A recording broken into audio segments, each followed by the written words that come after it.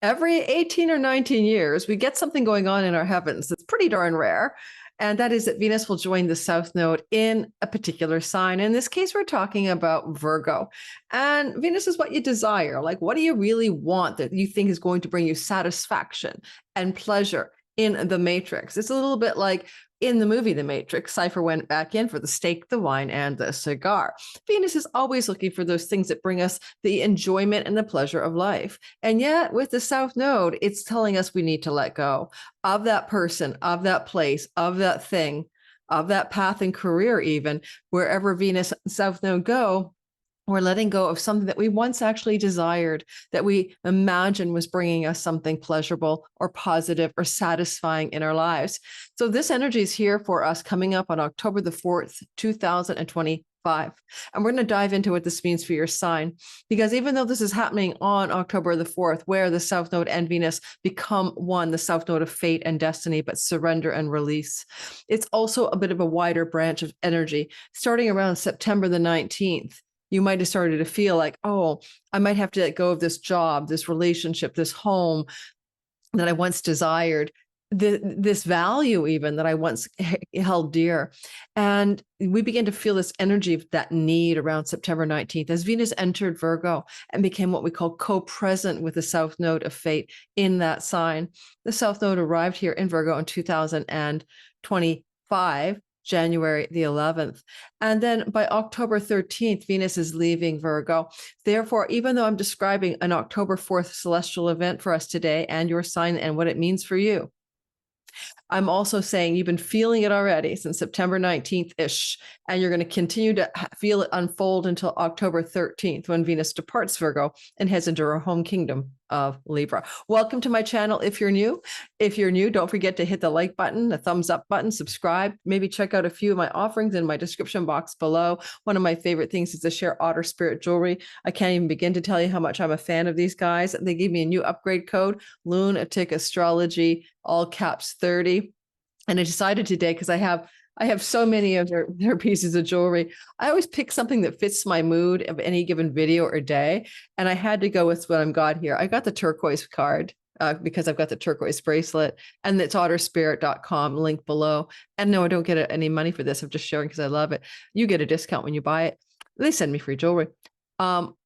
Turquoise, I don't get swept away by inner storms. And one of the things I've been really working on, and this connects to healing wisdom and the throat chakra, is decompressing from the digital media world and doing a digital detox. And it's really been helpful. And when I do go on digital media now, I'm listening like to Eckhart Tolle, the power of now. I'm a member of his community on YouTube, where I can get some real soothing qualities, because the world is one big distraction machine and digital media is one big distraction machine. It keeps me away from feeling that sweet, calm presence of my being. The other thing I decided to wear for our video today, because it's about a surrender, right? Letting go of something we once desired. It's called clear quartz, and it is clear quartz on my arm. And I'm surrounded by boundless energy. And the keywords are intuition, and the chakras are all of them. And it's good for all rising signs. So that's clear quartz. It might be the moonstone. I might go double check my box. And then the green one is peridot. And it says, I am renewed and I am revitalized. These get great gifts because they come in really fancy boxes with little velvet pouches. And, it's wonderful, actually. I'm not going to drag you to their website. I want to get on with the story today. But renewed and revitalized is happening. Peridot, thank you, green peridot, because I'm actually finding some downtime in my busy life by keeping myself off social media. I do world astrology, and you can go find that over at Substack at the Pluto Chronicles. You can join me there for free and get all the world astrology you used to love on YouTube. The algorithm was punishing me over it. And on top of that, so were the commenters, because everyone has a different view of politics and wars and everything. So it's not worth it anymore. My peace of mind is more important than you guys wanting to get your fix of world astrology here. Go over to Substack. I'm writing over there and I'm enjoying it. Now let's go to the sky. So I want you to sit with me for a second before we go on to the sky, and we talk about how, September 19th, October 13th, epicenter, October 4th, you're kind of like, I got to get rid of this thing. I got to get rid of this addiction, this gluten intolerance eating habit, this ice cream binging, my Netflix addiction, my, because it's pleasurable, right? You want it, this relationship, but it's not feeling right. Venus rules love. Venus rules our values, what we think is going to bring us happiness, or indeed pleasure. And literally, I think she's the pleasure machine of the matrix. When we're a little kid and we go to the candy store, that's Venus. When we go to a fair, what we call in Canada a midway, a carnival, whatever, the attractions, the excitement, the candy, cotton candy, the candy apples, the excitement of winning a game, because it's all very much fun. Venus is like, let's go have a good, pleasurable time.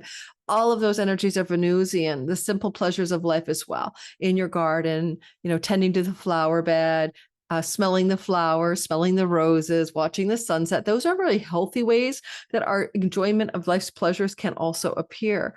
But I bet you most of you, and in the comments, let me know, have you been feeling almost since like September 19th or a little bit after, there's a niggling feeling inside of you, a splinter in the mind of your pleasure, that you really need to let go of something, but you're not sure, and it's not easy, and you're wondering if you're throwing something valuable away. Is this the right thing to end this relationship, to let go of this apartment or home I'm in, to let go of an ambition or a career path that was one time satisfied me and no longer does. So it's very simple, but very difficult.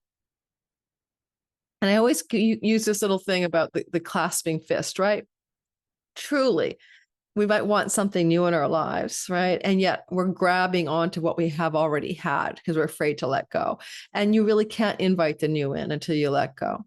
The South Node is about what we must surrender and release from a deeply spiritual place. It is the opposite of worldly attainment. It's a deeper surrender into our own presence, into our own soul, and into our own profound way of receiving moksha or spiritual liberation. But sometimes we get liberation because we just drop the ball by willingly surrendering something that at once was a fascination and a bauble, and it really got our eye and we really wanted it, and now it no longer is holding us back. The attainment is holding us back of that perfect relationship or that perfect home or whatever it is. So that's the gist of it. And so I'm going to also take a little notes if you want. Please take some notes. Please just listen for a sec. Grab a pen or just get your little notes out on your phone, because we've been through this before, and history rhymes and it gives us clues. It's never exactly the same. I find that people get upset. Oh no, you said it's just like these years before, and that was when everyone in my family died. No, of course it's not exactly the same every time. So don't get all upset about it. But back in October of 69 and July of 1970, for example, Venus and the South Node were co-present and conjuncting in Virgo, the sign of purity, of health, of virginal and sweet intentions, a sign of abundance, really, because it's the sheaf of wheat in the hand of the Virgo Virgin, and we all need that. It's also a sign connected to the Eleusinian mysteries, which have to do with finding true ecstasy within ourselves and rescuing ourselves from our own depths of the underworld journey and coming out victorious. So keep all of that energy in mind.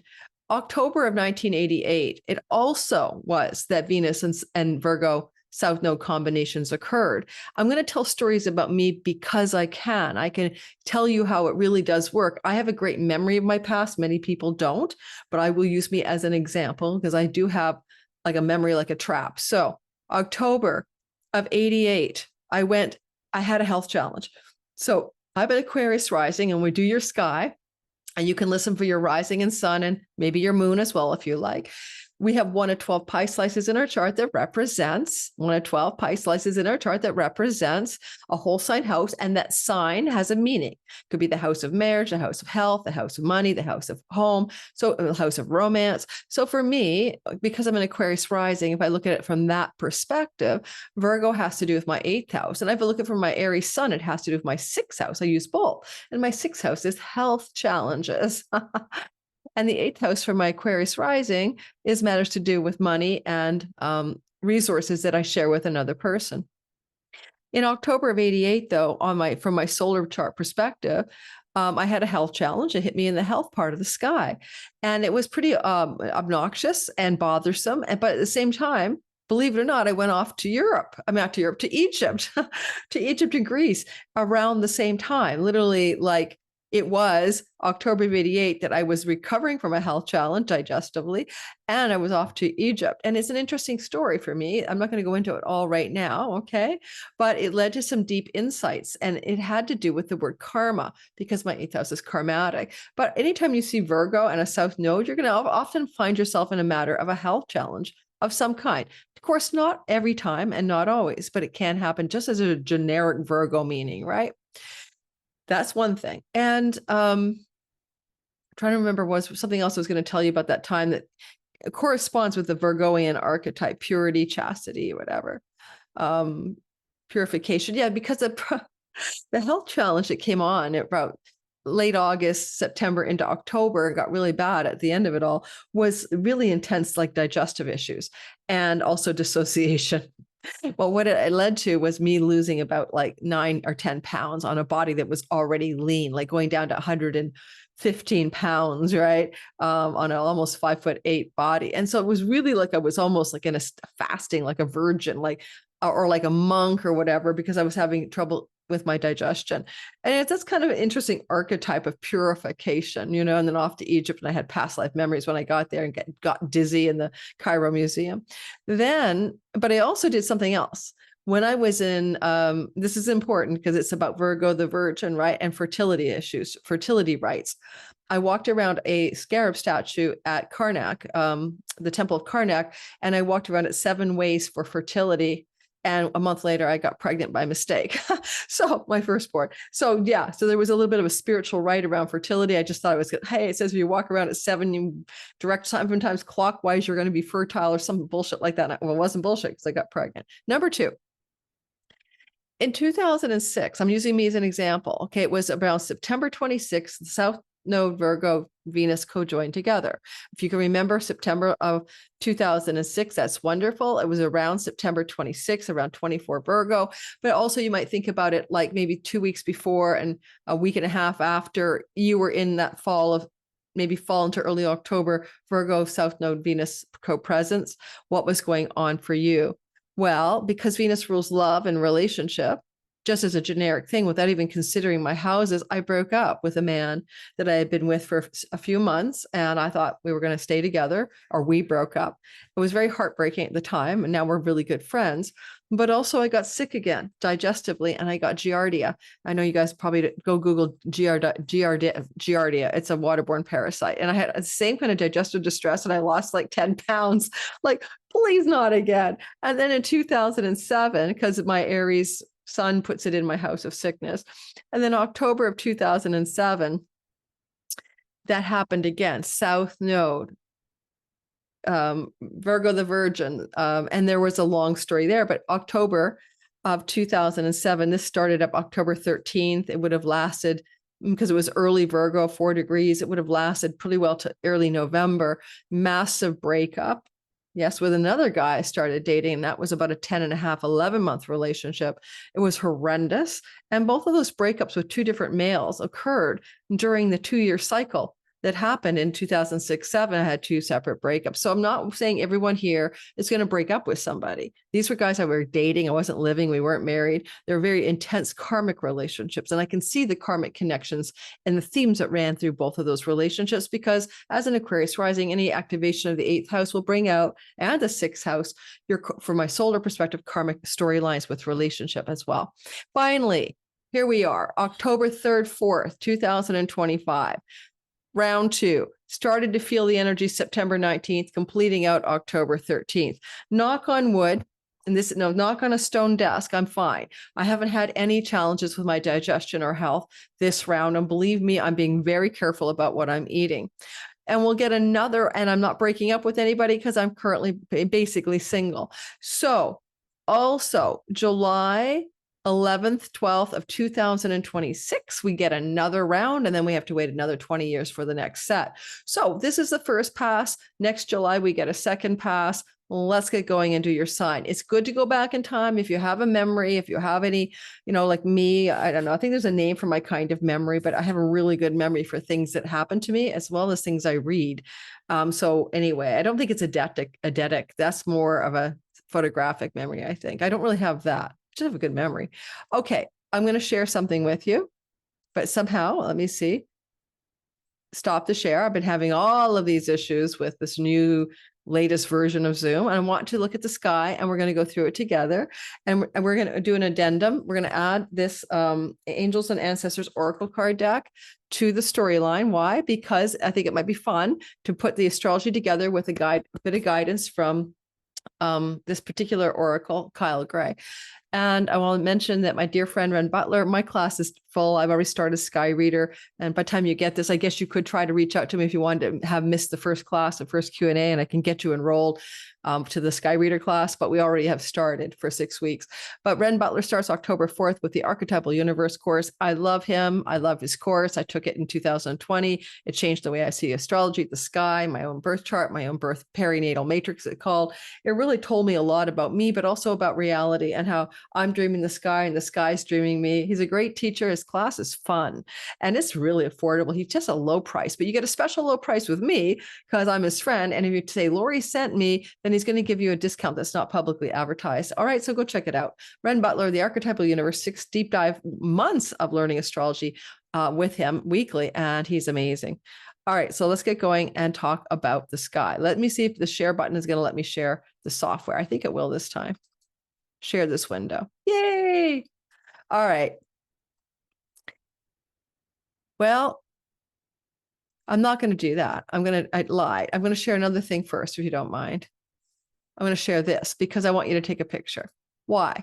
Well, because then you'll know what I just told you about, but you'll have all the data right in front of you. This is astroseek.com, handy dandy, because they have great aspect search engines. It's free. You can take this, take a screenshot now before we do the all signs and go through the sky together. Just so you know, Virgo energies, Virgo people, places, and things will be highly influenced by this transit. Benjamin Netanyahu has his midheaven in Virgo. Lebanon is a Virgo rising nation.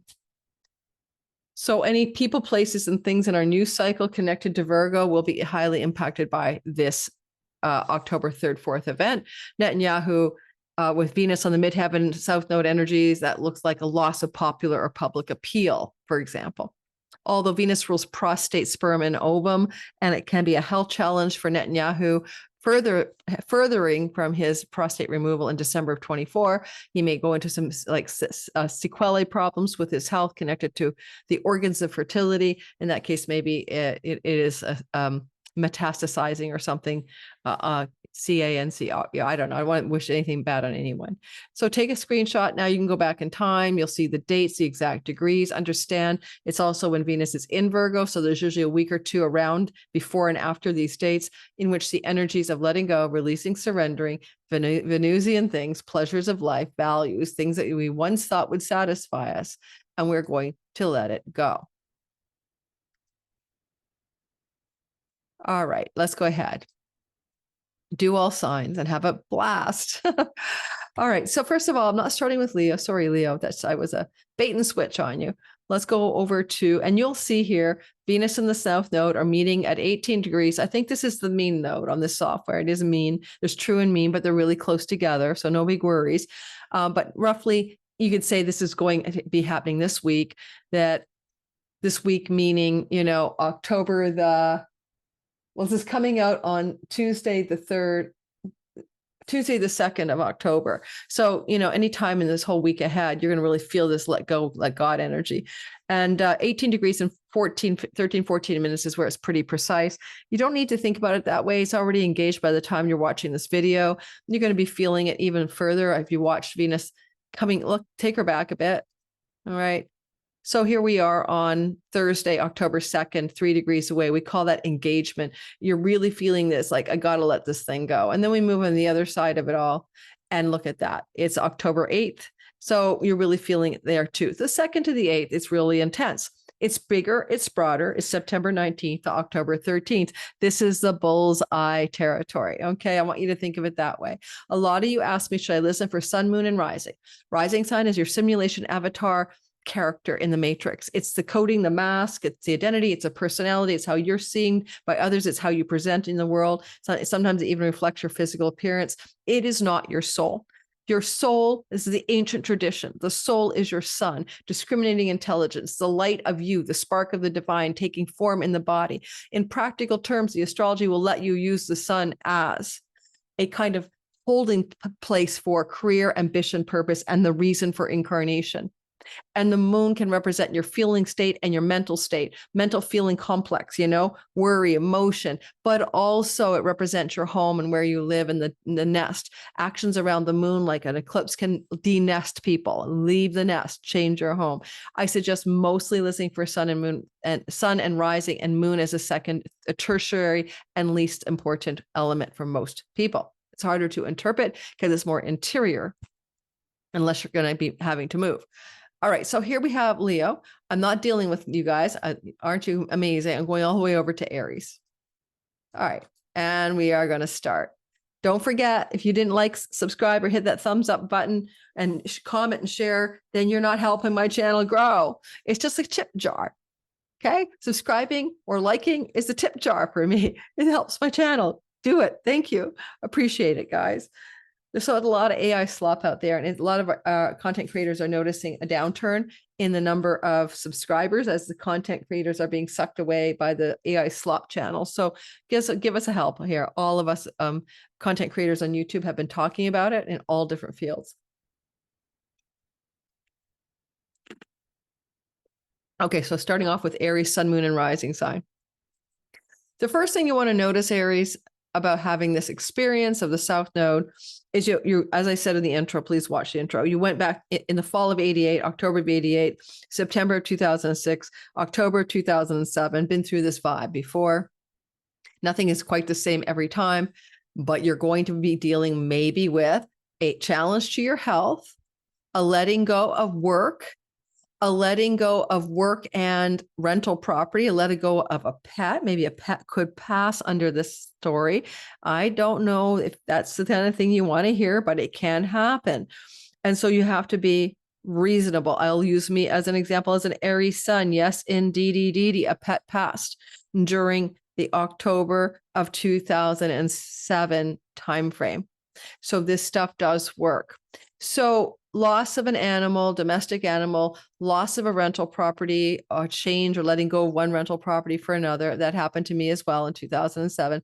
Letting go, releasing, surrendering, something that's not good for your health, or a health challenge that's coming through to purify you in some way so that you are going to be more healthy by having burned off something in the fire of an illness, not to kill you. No, this would be a very karmic purification illness. It would be transient. It will not last. I use my examples of Giardia and then in this weird digestive issue in October of 88. So it won't last. It's not going to take you out. It's just going to purify you, right? And that's kind of the vibe. And Virgo rules the intestinal tract. And that's why I had intestinal distress. So that may occur for some of us. Again, I'll be spared this time around. Also, your work is here. This is the daily work, job, routines, habits around the work story, right? And there may be a need for you to let go, release, or surrender something connected to your work. It's like you might be attached to your work and you're thinking that your work is everything, or a particular aspect of your work, and you can't stop doing it even though you need to, or a loss or disappointment. In back October of 88, I went on to Egypt. I got back from Egypt and Greece, and my colleague got a raise or a promotion without me. We would have vied for it, but I wasn't there to compete for it. And I felt really ripped off. So that kind of thing, like, oh my God, if I hadn't taken that trip, I would have had a chance to upgrade my salary. And I felt gypped off because I was a better editor. I was a better writer at my magazine job in New York City at the time. And so I felt ripped off, so you have that feeling of disappointment, but that wasn't my past. So the other thing I want you to know, all of you listening, but when I get to your sign, the South Node is wiser than you because it is the part of the sky that represents the opposite of ambition, the opposite of desire to scrabble for success in the matrix. It is the position of getting out of the matrix, enlightenment, moksha, spiritual liberation, spiritual wisdom. So if you lean into it, something good comes from it, because you're no longer just scrabbling like a rat on the treadmill of this game of life. So keep that in mind. Like, I'll give you one more example. The guy that I broke up with, the one in October 2007, was so bad for me. I was so desperately wanting to hold on to that relationship for various reasons I won't talk about here, but they seem to me, in hindsight, to be pretty shallow. And the pain of that relationship with a basically mentally disordered individual was not worth it. Let's call this a wealthy and mentally a multi-millionaire guy, pushing for that relationship and me wanting to hold on because it felt like it could be, I'd be set for life. I mean, I was young, right? Youngish. And I was going through a period of financial insecurity. And that's the most shallow I've ever been in my life. I mean, of course I liked him, but it was a toxic relationship. Confessions there. So, if you have to let go of something, even a relationship, the reason it's being let go of, because the sixth house is your most karmic relationships. They're where you have a karmic debt to service. And so the ones that end on this cycle, they're meant to end. The karmic debt has been paid off or repaid. So there's what I have for you. Ask yourself about September 19th to October 3rd, what have you been ruminating on, letting go of? What have you been feeling at some deep bones in your body? It's time to surrender. And to add more juice to this beautiful story that's not the same as the other times I've talked about, is that Jupiter is witnessing this release from the fourth house. And this can awesomely open up a profound bounty, prosperity, amplification of good things happening to do with where you live, or bounty and prosperity in and from your home, right? In and from your home. By the way, the employees, if you're an employer, belong over here. And some of you may release an employee as well. I might have to release one of my employees. That's an example. I don't really have a lot, but because I might be taking on a new one, an employee who covers more tasks in one bundle. And lastly, Jupiter is about wisdom and truth. And he's in the fourth house. It's your home, private life. And so you might be seeking wisdom and truth or gurus or deeper understanding in the home. And Venus is helping you let go and release something about the work life that you lead that may be off track for some deeper wisdom that you're looking for. Otherwise, you could get maybe letting go of one rental property for a bounteous new one. You might come into an opportunity to refinance a property, but also connected to the idea of rentals. And some of you might find yourself owning a new animal, but with Jupiter in the fourth house, you might have to surrender one animal to let in a new one or get more. This would be the classic, my kitten had kittens. You know what I mean? Like there's more babies coming or something, more little animals scooting around into the mix of your life.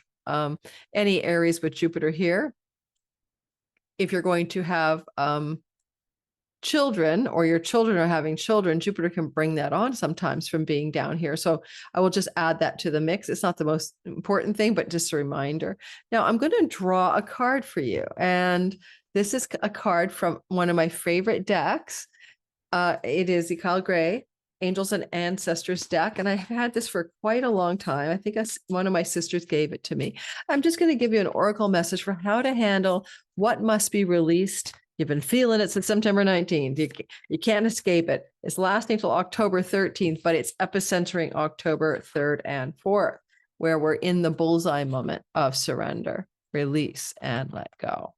And do not be willing to cling to the thing that you know is going to hold you back. I'm not sure if I want this deck because I just drew a card. And this is the funniest deck. I'm going to keep going with my first instinct to do the deck I was choosing to begin with, because, I always double think myself, but this is vitality. Obviously it's the sun and it's enjoy success and happiness. I'm not always going to read the cards. This is pretty self-evident. If you are in a job that's draining your vitality, what part of the job or the job itself needs to be let go of? If you're having a bad habit, okay, especially around addictions, because the sixth house activates the 12th house of self-undoing. What addiction is ready to be completely surrendered? What bad dietary habit is ready to go? What is impeding the happiness, the success, and the vitality that this card represents? To me, that's not even needing to read the card. I won't always read the card. That one is obvious and clear and simple. Now, let's go ahead and talk about Taurus, sun, moon, or rising. Remember, I introduced at the beginning, your sun sign is your career and purpose, your moon is your emotions and your home, but your rising sign is your simulation avatar, and it's very accurate for life circumstances for most people. So Tauruses, it is like a time where you're going to notice that you kind of had a niggling suspicion around September 19th to October 13th, that it was time to really let go of a value, a pleasure, a desire, something that you thought brought you enjoyment and satisfaction in life. in the house of sexuality and romantic love, in the house of your existing children, in the house of your creative and artistic pursuits, and in the house of your entrepreneurial projects. Any of these things are ready to be surrendered. Sometimes it's very literal. There is a romantic sexual love story that is no longer tenable for you. It is ready to be released. For a very few of you single Tauruses, you might meet a soulmate under this energy. I'll have to give you that, given that Mars is in the 7th in a broad sextile. It can go either way. You might want to go back in time, like I introduced earlier, that, time travel helps, to like October of 88 or September of 2006 or October of 2007, when this happened before. However, it's not always exactly the same. It can be, now, South Node Venus, a loss or letting go of a relationship to one of your children. And that might not be a bad thing. Sometimes it's like time to cut the apron strings or something like that, right? And we're talking about more children growing up and time to let go and release them for their own best good. Sometimes, you've been working on that manuscript for that novel or that painting or that, some kind of creative project, and it's just bogged down, and at some point you got to cut the cord and let it go. No longer needed, no longer working for you. Entrepreneurial business endeavors, maybe the whole business is not needing to be released, but some aspect of your entrepreneurial success is no longer satisfying you, because you see, Venus is really happy in the 5th house in general. It's called the house of her joy, but she's also fallen here in Virgo, and it can be where something really did bring you pleasure and joy, because you get enjoyment here. Yeah, you get inspiration, enthusiasm. You get all of that great divine will and natural talents and gifts being activated in the 5th house. But it's also a substitute house too. Like I want, the Haagen-Dazs, the weed, the vape, the wine, whatever your thing is, because boy, does it feel really pleasurable. At some point though, it's all about dose, right? The thing that brings us pleasure can bring us pain. There's nothing worse than a killer hangover from way too many drinks at night. So there's a lot about your time right now is looking at the things that once brought you pleasure. I remember writing a poem about this at one point during a really raucous time in my life where I was drinking a lot of alcohol. And I really wrote the poem of the poem. I wrote the sobriety poem for myself. It really did hit the mark about, this whole idea of escaping into oblivious, mindsets. In fact, Eckhart Tolle says that we use drugs to take us below the mind, and we use meditation to transcend and rise above the mind and all of its thinking, emotions, and feelings that distract us. So if there's any of that going on in your life, Taurus, this is a really good release time for letting go of those substances and no longer being attached to them. So that's a release that's easier when Venus South Node come together. And there's no way that it is never easy to let go of an addiction, but this is easier than it normally is. So look for October 3rd and 4th to be the epicenter of a path that may have begun September 19th and closes out October 13th. This is a darker topic, but you might not want to keep a fertility story going. This can look like a choice to make to keep or not keep a current pregnancy for you or a partner. And that's one way it might look as well, especially with Mars in the 7th. All right. So the next thing I want to mention is that Venus is being loved up by Jupiter. And I'll be doing the sextile on its own during my week ahead astrology. But I just want to mention how this energy, because this is a synodic cycle and we're not going to go into it now, but I'll talk about that on Monday's video coming up. This is going to mean that Jupiter is saying to Venus as she's in this, letting go, releasing, surrendering. I've got us at October 7th. It's really active on October 4th. And it really is, Venus saying, thanks, Jupiter, for some help. I'm really having a hard time letting go here. And Jupiter is, I've got your back, babe. I got you, babe, Sonny and Cher. And he's operating on her behalf to support her release of something from the 3rd house. For some of you, you could release a relationship with a sibling as well as a lover. You could also, or attachment to that relationship. You could also be releasing something to do with a business. There's 3rd house, 5th house are often business, selling the business, letting go of the business, releasing the business, that kind of thing. And if you do that, it's going to be exactly what you need. It'll feel like a relief. You could also be releasing a trip you were going to take, like, okay, I'm going to go on that romantic getaway or some kind of trip. And you're not going to do that at all. Oh my God.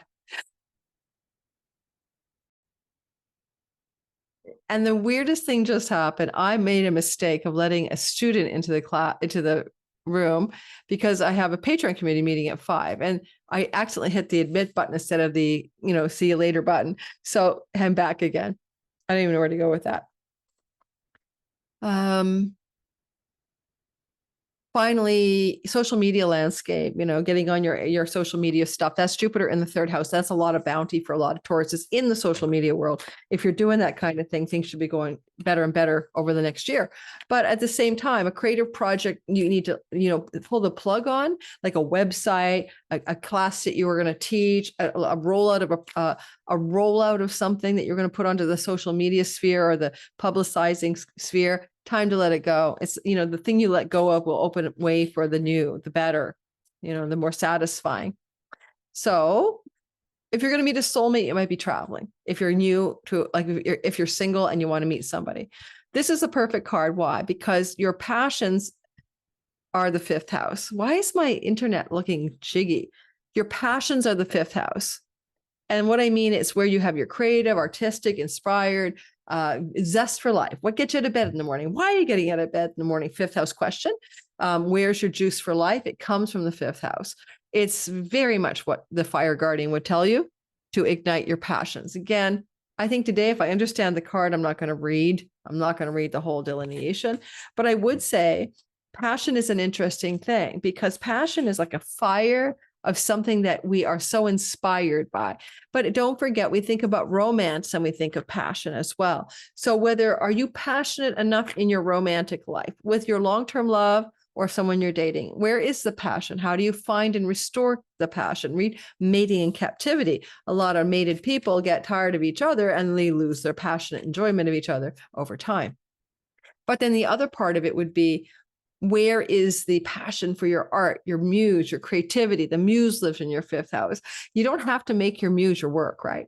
Like you could go to your day job in accounting, then go home and paint all night long, or write poetry. So it's really igniting the spark of passion within you that you are asked to do by letting go of something that is passionless. And maybe some relationships could be without passion, and you might want to let them go because you need some passion in your life, or you want some passion. No one needs anything. All right, let's go ahead and do the next sign. So after Taurus, we're going to go into, and Taurus, Venus is your ruler. So watch for this. This is important for you.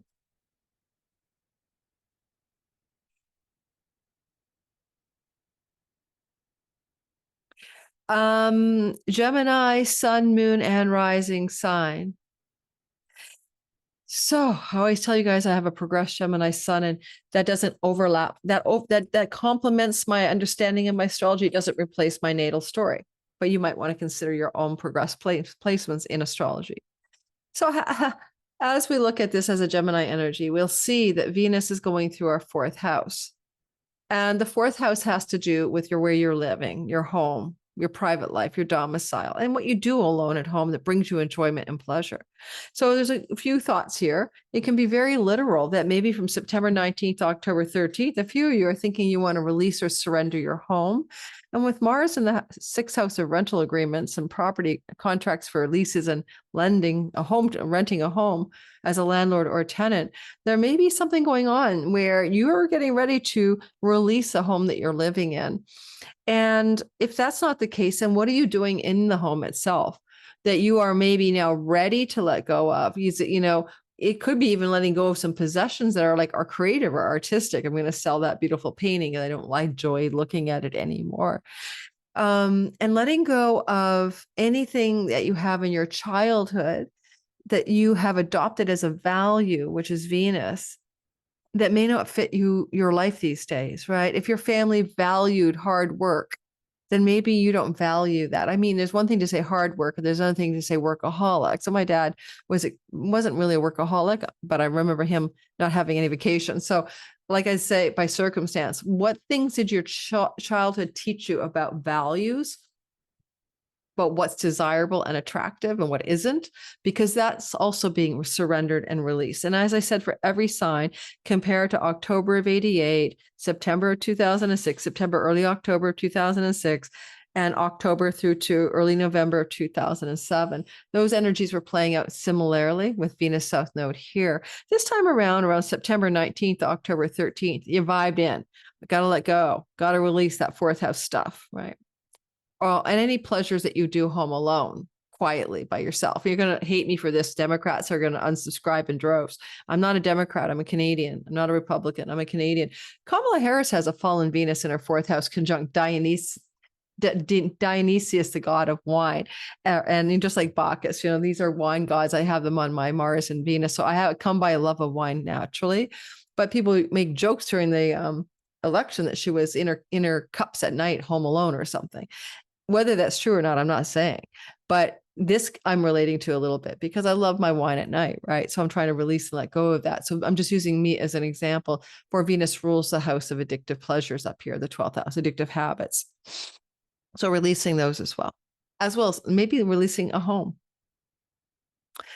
Now, what we're going to do next is we're going to take a look at a card in a second. But before we do, Jupiter is bounting up your finances, and more possessions, money, earnings, and resources are increasing in your life through till next July. And he's blessing you there and planting golden eggs.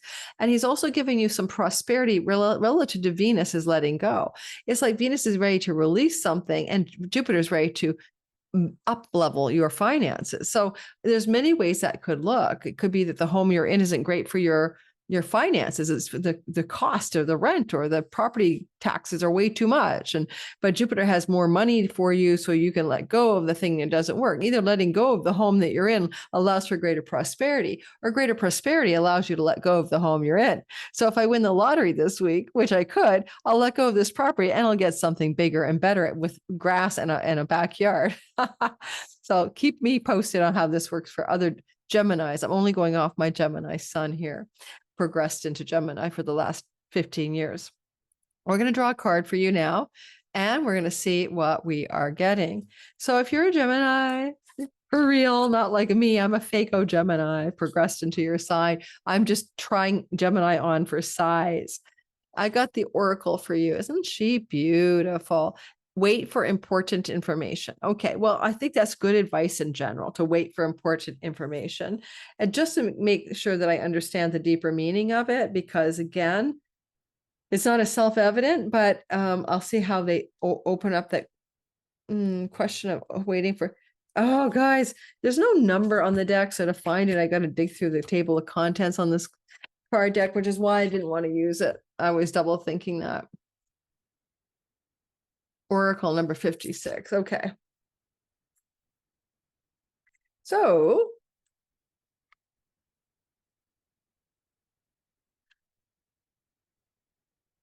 here we go. Coming up. Be open and receptive to information. Gather facts that you can, so you make a decision that is in line with your integrity. So it says, look and listen for important conversations, signs, and messages that will point you to the right direction. So synchronicities too, as well. So waiting for more information for making decisions is going to be your best ally at this time. And if you have a major choice to make, then again, look for the signs and synchronicities, the information to come. I like it for the fourth house, because the fourth house is what we call angular. And it means that it influences your everythingness, where you live, your career path, who you're with in relationship, and your own identity, because it hits all four angles in a square. So in that regard, yes, there's something that wants to release and let go of, but wait for the information you need before you make a decision. So for example, I don't like the sirens where I live, right? And I also want a pet, and I have a pet-free lease. Well, I'm not going to just move because of that. I'm going to wait for the important information. This might show up between September 19th behind us to October 13th. And so I'm just going to let it ride and see what happens. And maybe I'll get the information I need. All right, so let's go ahead and share the next sign, which is Cancer, Sun, Moon, and Rising. So you're lucky as all hell. Jupiter's with you. It's, don't forget to like and subscribe, guys. Please comment, help the channel out, boost me, give me a hand. Thank you. Appreciate tip jar. That's a tip jar. I'd rather have you tip me by subscribing than anything else. Okay, so like Jupiter is in a condition of exaltation in your sign, and this makes you very lucky. and very successful. By next July, looking back, you'll see what I mean. So keep the backdrop in mind. He will help Venus as she's letting go, releasing and surrendering something in your third house. Third house pleasures, third house values, third house places of desire would be things to do with your neighborhood, like where you live. I really, thought this neighborhood was my fave. This place was so amazing. I even traveled all the way to this hood to live, and now I'm ready to let it go. And it may also be letting go of a relationship of some sort, because the third house can be those friends you made in kindergarten to end of high school, or your siblings, especially the one just younger than you, or people that you meet on the daily, like your neighbors, and that relationship, if you had one, even just a friendship with those people, time to release it. Sometimes your nieces, nephews, aunts, uncles, cousins, the whole kinfolk group are here in the kinfolk tribal neighborhood. And it would be, again, some of those people aren't good for you. You don't like them anymore. You like them, but they're not good for you. And you have to extract yourself from those connections. You might need a digital detox and release or surrender or let go around social media and media stuff and entertaining yourself with that. That's very third house. You might let go of a website or a business. A lot of the energies of entrepreneurial businesses are connected to fifth and third house. If you had a particular business that you were operating under that you were very involved in, it might be letting go of that as well. Letting go of a writing project you had attached yourself to, letting go of a communications, marketing, and selling gig that you were all about. Got some ideas there for you, right? If you are studying a skills-based course, you might want to release it. You don't like it. It's not your cup of tea. You thought you'd love to sell real estate. You hate the classes. You're not going to do it. You might even let go of a teacher of a skills-based path that you've been on, and let go of the learning itself. Now, all of that said and done, the surrender release is down here. One way I would think this might operate for you is it's going to activate really a letting go of friends, because some friends, because Venus rules a house of larger social networks. Some friends that you've maintained friendships with over time, you thought were, the cat's meow. Maybe those friends aren't for you anymore. Those social groups and networks aren't yours anymore. They don't feel right or true for you. That's a possibility. This was a story you lived through October of 88, September of 2006 to early October, or whatever, October 2007 to early November. You've been in this vibe of letting go of the third house. Did you change your neighborhood? Did you move? Did you change your business strategy? Listen to the things I suggested. Maybe you've gone through this and you can remember going through this before. Now, one thing I really like about it, of course, is a support structure is Jupiter's giving. So if you're going to change anything here, and you may make a decision to do so by October 13th, and this began on September 19th to be noticed by you, Jupiter is going to mean it's going to work out, it's going to be lucky, it's going to be prosperous, it's going to be positive. So again, I think a lot of people here may change their location. Venus rules your house of home. You may no longer stay in the same area and want to move your home. It doesn't mean you necessarily change your home by October 13th. It means the process will begin to emerge. It will become known, and it will be getting in its readiness for the letting go. And we'll draw a card and see what we get for you. So letting go in the third house. You're going to do another letting go here. Remember, next July. Hope you guys watch the intro. The intro is important because I can't repeat everything I taught you or told you. So go watch the intro. So you're not quite done. You let go now, you let go again in summer of next year. But there's a big difference next year. Jupiter will have moved on to Leo. So there's a new vibe on the letting go. Trust your instincts, the animal guardian. All right. So I'm going to say yes. Why do I think that? I'm not even going to read it. If you're going to make a change, like go into those relationships, move your neighborhood, change your zone, move to a new city, let go of your zone of influence, trust your instincts, because Jupiter is your superhero in your sign. It's almost like having, a divine, that old, remember, I don't know, there's an old poster back in the 70s to do with the Jesus story, Jesus, I've been praying, or God, no, it was God, I've been praying for help through this time of hardship, or where have you been? footprints in the sand, and like there's only there's only one set of footprints, and the person feels like they're walking alone as they're on a beach, and they see that only their footprints are in the sand or something. And then God says, child, I was carrying you all along. Those are my footprints. But there is something about Jupiter in your first house. It's like having a divine protectorate all over your storyline. And so what I say, trust your instincts, is that although I wouldn't call Jupiter instinctual, I'd say that where you choose to go and what direction you focus on because of Jupiter will ultimately be right. He's right, he's true, he's just, he's good, and he's in your sign, sun, moon, and rising.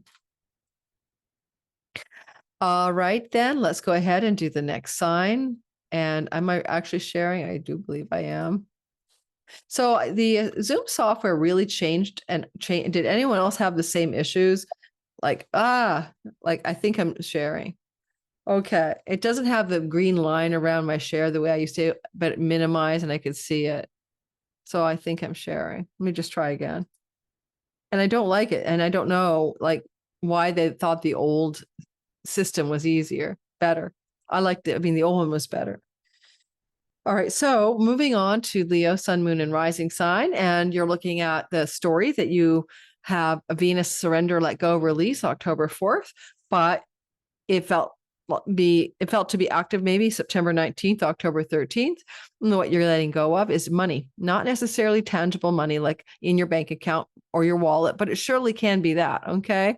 But it also can be your attachment to money, your values around money, resources, and wealth, your worth around money, your values around money. Money is the root of all evil. Yeah. Okay. No, it's the love of money. So whatever you came up with weird things about financial values and ideas about your worth around money, those are going to be releasing, surrendering, and letting go of.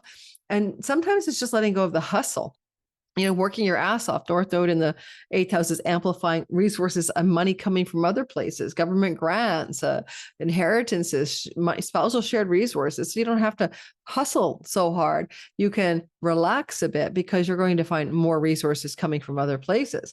And letting go of dietary habits and styles and patterns of ingesting through nose and mouth, things that really aren't good for you guys, because that's that house that faces here. And you might realize, oh no, like I thought this was bringing me great pleasure and joy, but it's not good for my digestion because intestines are connected to Virgo. And you're like, oh no, this isn't working for me. This food style, it doesn't have to be an addiction. It could just be you thought you'd be a vegan and you're sick all the time and your stomach is upset. So there could be a letting go of some kind of dietary style as well. I call it food style. And you may have started to feel you wanted to do that September 19th. Now, to be careful here, because this is what you eat and put in your mouth, and this is digestion and intestinal structures, and therefore food poisoning may be an opportunity to purify, but do you need to purify through food poisoning, for example? So be careful during this time frame of October 3rd and 4th, regard matters of eating something that you shouldn't eat that's probably not good to eat because it's going to poison you. The other energy is your speeches here, and it's diminishing. Things you do through the spoken word, maybe taking a downturn or letting go or releasing, especially if some of your career revolves around a lot of talking. You might want to pull away from that and pull the plug. Venus does rule your social media landscape. Either you need a social media diet and take a break from that, or if your work involves a lot of social media speaking, you're needing to surrender, release, and let go of some of it. Maybe a few platforms are time to let go. They're not for you. Venus is also connected to your career house. So again, what part of your career and earnings are you ready to surrender, release, and let go of? And did you do something similar in the fall of 88 or September of 2006, September into early October, or October into early November of 2007? Those are comparison timeframes for the letting go of the stuff in the second house. In real life experiences with clients, this transit often leads to resources financially from the 8th house that let them work less hard, take a break, take some time out from the work, or something like that. So you may find that's true. This is a letting go of a career path or a job. And maybe because you have enough financial backstop of some kind to be able to do that, like a severance package or savings or something like that. Not even savings, more like grants, tax rebates, spousal support, inheritances, etc. you look like you could get an inheritance from a grandparent in this kind of sky. So there may be more money coming to you that allow, or an eldering parent, particularly a female, and that could allow for some financial liberation for you as well. Now I'm going to go ahead and draw a card about you letting go on those second house matters and see what we get. Yes, let's take a good look at that. So what do we have? Are you ready? Are you ready? Are you ready for this? Mother Earth. Well, first of all, Mother Earth is like sustenance, what sustains us, Mother Earth. She's the bounty of what grows, what nourishes, what makes us fertile, what fulfills our need to be alive and loved and comforted. That would be your food and what you put in your mouth, because it is your second house. And, you know, honestly, what do you really want to put in your mouth or your nose? Because, you know, Mother Earth makes things like tobacco that we could put through our nose. I started Amazonian tobacco as a part of a Pachamama ceremony because I was with the Carol people and the bird people of the Andes, learning from them. And this tobacco was steeped like tea. It was like a black tea, and you didn't inhale, you didn't smoke, you inhaled the tobacco up your nose. And I remember the top of my head flew off. Now I'd be freaked out if that happened now. I was way more adventurous in my early 40s, and I would never do that now. Anyway, just a thought. You can let go of what food style or ingestion substance, nose, mouth, that doesn't work for you, because Mother Earth is here to tell you. She needs you to listen, what brings comfort, what brings nourishment. I'm going with that. I'm not going to read the whole card. Sometimes I might look at the card if I'm unclear about how it dovetails into the storyline. And then we have Virgo, sun, moon, and rising.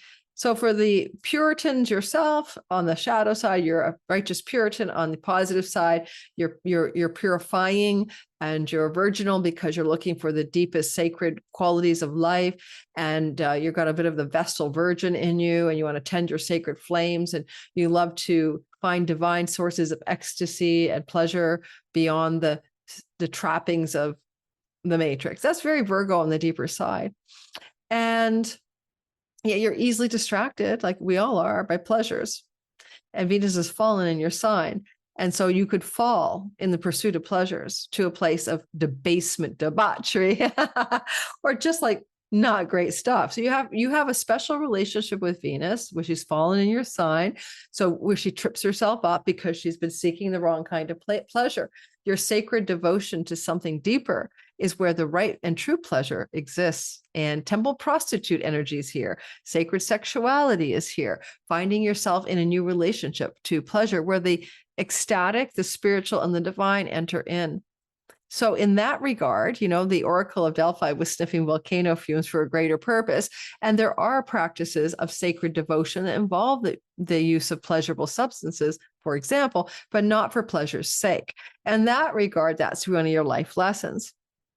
So all said and done, you had to let go and let God, back in October of 69 and July of 70, October of 88, September into early October of 2006, October of 2007 into early November. These are when Venus South Node transits were going on, really activating this surrender and release of something that you wanted, you desired, you were going to get the thing because it was going to somehow satisfy you, fulfill you, bring you happiness or pleasure. And now you've got to let it go. It's not working for you anymore.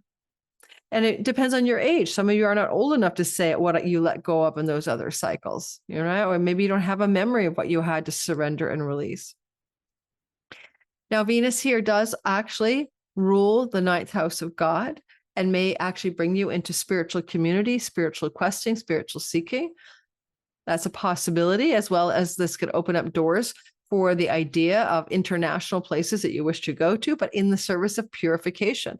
And I'm going to a rehab center. I'm going to an ashram. I'm going to a convent. Those things. Pilgrimages as well. Now, the other thing about Venus is she rules your money house. And the more you're going to purify, cleanse, release, and surrender something that's not good for your rising sign, your body, or your identity and body, your moon, not good for your home life, not good for your emotions, your sun, not good for your career, Virgo sun. And you have to let it go. It's time to let it go. And you will be impacted by letting something go by fortifying and strengthening your finances. That sounds weird, but if you're drinking a bottle of wine a day and your bottles are $40, think about how much money you're going to save. If something you're letting go of is costing you something financially, because Venus will enter into your second house October 13th and straighten out your finances, it's going to work wonders on your money story. Somehow, by releasing and surrendering an identity, a health challenge, an addiction, I don't know, you know what you need to let go of, guys. I can't tell you what it is. Now, Venus looks across at your marriage house. Saturn is saying it's a little bit tough over here, but we're trying to secure a long-term deal. Saturn is like, we're testing the marriage. Are you going to move in, get married, get engaged? Saturn is testing the relationship, trying to bring it to a new form of structure that can last. The North Node wants the same thing, to expand the structure of an existing love story if you're with someone. Otherwise, just ignore this section. And Venus is looking across the way and she's very surrendered. But she doesn't mean that she's going to let go of the relationship. She's surrendering something in the face of a relationship. I don't know what that is. You're in the relationship. Are you surrendering a form or desire for the relationship to look a certain way?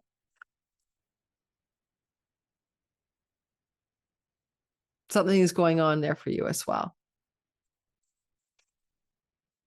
South Node will be in your sign till next year, in early July, I believe, and started there in January. And it's 18 months, once every 18 and a half years. And you're really going through a releasing of identity. You're no longer holding on to parts of the character and the simulation for the ascendant, especially, or Virgo, that career path. It's time to retire, change jobs, let it go. Virgo sun or Virgo moon, that home life, that home, that place you've lived, maybe it's time to release it, or emotional baggage, let it go. So let's see what card we get for you. I might read it for you because you guys are the epicenter. Oh, second person to get this card. I think it was the Aries. Okay. Enjoy success and happiness.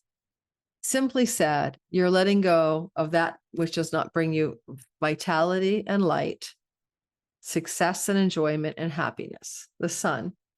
And it doesn't have to be, because it's in the helm, it's at the first house of the sky for the Virgo rising, but categorically for even sun and moon, we pretend that your sun and moon is in the first house, called derived houses. This reflects everything. Like, this is your Venus and the North South Node are looking at your relationship, your home, your career, your money, your children. It's, your health habits. It goes around the wheel and looks at everything. And bottom line is, because you let go of something that you thought was okay, you wanted it, you desired it, you brought you some satisfaction and pleasure, you get to be this successful and happy, vital and radiant. Take it. What a deal. Like, I'd say, I have a Virgo rising girlfriend who's still doing her real estate business, and also she has a wine problem, I think.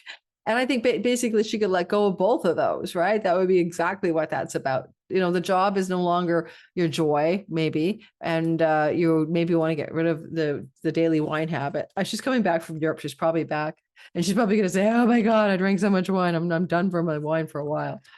All right, Libra, sun, moon, and rising sign, your Venus rule. Venus is with the South Node. This is an important story. You want to go back and see what happened, because Venus is letting go, releasing and surrendering, self-undoing, addictions, bad habits and patterns, karmic ties that bind you, vows of chastity and poverty, things you've done in past lives, ancestral patterns. This is a very psycho-spiritual house. This is where you spend time alone. Bad pleasures are here. If you got some bad pleasures that don't work for you, particularly you and a laptop or a screen in which there's pre-produced erotic content, some people have those addictions. So those are definitely ones to let go of.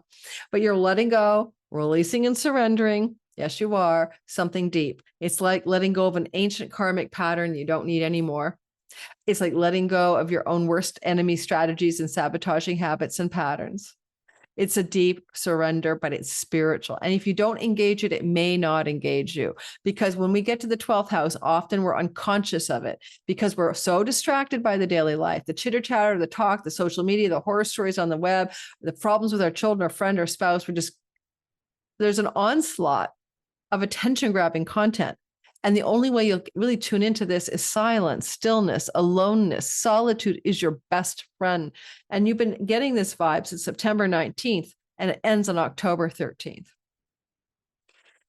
You could go to the ashram under this influence, okay? Now, or a spiritual retreat center, or find a female guru that you've known in a past life. But now there are comparisons to October of 69, July of 1970, October of 88, September of 2006 into early November, October 2007 into early no, September 2026 into early October, October of 2007 into early November. Those are the last times that you've gone through this deep soul work that's potentially here for you in the cave of the 12th house. And the cave of the 12th house. Jupiter's looking on and helping out from the 10th, which is lovely. He's not in a perfect sextile at the time. You have to wait after. I'll be doing that in my Monday video. But the vibe is there. You let go of that deep shit in your past lives, and I'll support your career, public reputation, social standing. I got you there, but do the soul work. Get rid of the garbage in the way. And Venus is the ruler or the domicile lord of a couple of places in your sky. And the 8th house is the house of your deepest karma. It's also often a place of your psychological baggage, your egoic identity. And deep surrender is needed in that regard as well. You might also notice with Venus in the South Node, a female may be going into a hospital setting, may connect you to some wealth from that female. That's one way, on a very simple way it could play out. And with Saturn in the house of sickness, this would be a grandparent.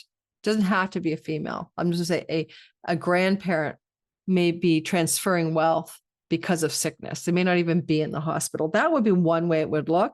But on the other hand, you could be looking at really busting through a self-undoing addiction, bad habit, or pattern. That like literally could be a story for some Libras. And, Venus is the Lord of you. She's got your back. Your Libra rising. She wants to keep your body and identity healthy and wealthy and well. And your Libra sun, she's focused on you being successful in career, Libra moon, and your home life. And here she is like, let's get into the soul work. Let's go see the shaman. Let's get down with the spiritual guru. Let's go inward and be alone, go inward and get the guidance you need from your own soul, from your stillness within. Or if you need to reach out to someone who is a spiritual mentor or guide, this is very powerful as well. Now we're going to draw a card for Libras to see what we can complement that from the Kyle Gray Oracle deck, Angels and Ancestors, which I covered in the beginning. I always introduced the deck. I know people keep telling me I need to set up an online store at Amazon and create a place where I recommend something you guys can get it. Yeah. You couldn't ask for a better card because you guys never remember to take care of your own needs. Why? Because Libras are really, I've never met a Libra who doesn't have a work-life balance problem. They're all working all the time, or they're playing all the time, but they're not finding the balance. And second of all, capitulating to the needs of a spouse or a child or someone important in your life and forgetting what your needs are. That balance for all Libras, especially in love relationships, is I am responsible for 50% of my 100%. And the minute you start to move your territory over to the other person's 50%, in which they have to take 100% of responsibility, you call it over functioning with the wounded bird. And a lot of Libras get into relationships where they're in over functioning mode, taking on the care of the wounded bird partner in love or friendship, or even in business. That's your warning. Take care of your own needs. And I love that it's winter because we're going into winter, but also the 12th house is kind of like the cave of aloneness. And what do we do in winter when the sky is darker and longer, darker days? We go inward and we spend time alone in our home, and we don't want to go out in the cold. Go inward, guys. This is your call. And you don't get this again. Well, you get it again next July, but you don't get this in a major cycle again for 18 years. A little dip back in July next year. We'll get to that when it happens. I think I need, I know, someone gnarled at me that I should always eat before I start recording. And, respectfully, they said that to me. And I'm like, yeah, I do often eat before I start recording because I'm getting ready for my chocolate break, I think. But it takes a lot of brain energy to do these videos for you. And the brain is the most powerful user up of our energy stores in our body. It's not anything else. It's our brain. And so this brain gets like kind of depleted, usually about halfway through talking and trying to let all these ideas gel for you guys. So it's not that I don't eat before I start recording. Goodness gracious. Okay. Moving on to the next sign. Scorpio, sun, moon, and rising sign. It is a sky where Venus is going to help you on October 3rd, 4th, let go, surrender, and release something. You've been thinking about it since September 19th. You're going to know by October 13th what you've let go of. Usually it's a desire, a pleasure, something you thought would bring you enjoyment, happiness in life, something you thought you valued. And it's in the 11th house. And the 11th house is a house of friendship circles. And there may be specifically a friend or ally or relationship to some other person or group of belonging. I belong to the rowing club and I no longer like that. I belong to the book society. You might be departing and releasing those relationships. But it's also the house of your great gains from your career, meaning the profits you derive from the work you're doing in this world. And maybe it's time to let go. And sometimes I find more people leave jobs with South Node transits through the 11th or careers than they do through the 10th. Because the South Node through the 11th is where you're letting go of the money, right? The gains you were getting, the fame, the money, the glory, the accolades, the awards, the rewards. And now, let's let it go. It's not right for me anymore. You could also let go of a cherished goal, a longer range dream or plan that you had. Your 5-year plan is going to change. It's not satisfying anymore. You went through this cycle, October of 88. You went through this cycle, September of 2006, kind of bled into early October. And you went through this cycle, October 2007, and it bled into early November. Those are best times to compare because that was when you were releasing similar vibes in the 11th house. It's never exactly the same. An example is my son, who's a Scorpio rising in 2007, released, surrendered, and let go of a huge cohort of friends. Okay, I'm not going to tell you what happened. He just did. It happened. And there is another thing that happens in the 11th house. It's kind of like windfalls, fairy godmothers, pennies from heaven. And Venus is a money goddess. And even if she's fallen, she can bring in Virgo, she can bring you some good finances, but South Node goes with a cost. So some Scorpios may come into some money with a cost, like you lost your job and you got a severance package, but now you lost your job, right? You got some money, but it's an inheritance and you lost the person. Especially with Jupiter in the house, a 9th house, there is definitely a potential for some money coming in a chunk, like a windfall, but there's a cost. And father figures can also be involved in this. But nonetheless, it's all deeper than money. It's more of like,